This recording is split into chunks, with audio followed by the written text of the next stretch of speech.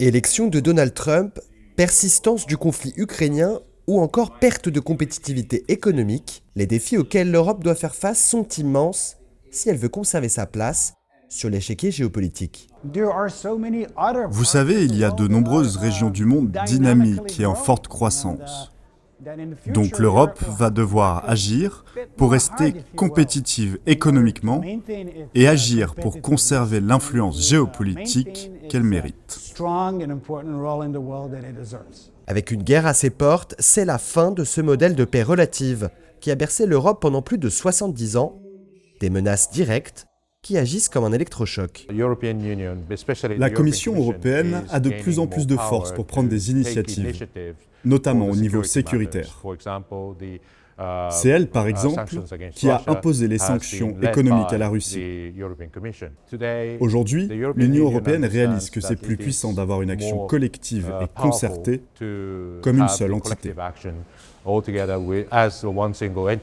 Bâtir son unité, c'est l'autre enjeu clé de l'Europe pour les années à venir. Elle doit clarifier ses positions sur les candidatures des pays aspirants, pour qui rejoindre l'Union européenne reste un enjeu majeur face à la menace russe. Devenir un État membre de l'Union européenne est une priorité stratégique en termes de politique étrangère pour la République de Serbie. Que ce soit géographiquement ou historiquement, nous faisons partie de l'Europe et ça ne changera pas. Je crois que c'est un sujet qui est aussi important pour la Serbie que pour l'Union européenne ou l'ensemble des Balkans. Avec une guerre à ses portes et l'impossibilité de prévoir la politique de défense américaine, l'Europe doit pouvoir compter sur elle-même pour se défendre.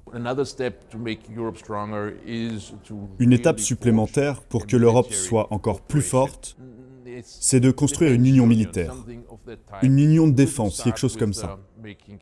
Le marché de l'armement est complètement fragmenté. Nous dépensons beaucoup d'argent dans le système, avec très peu de retour sur investissement.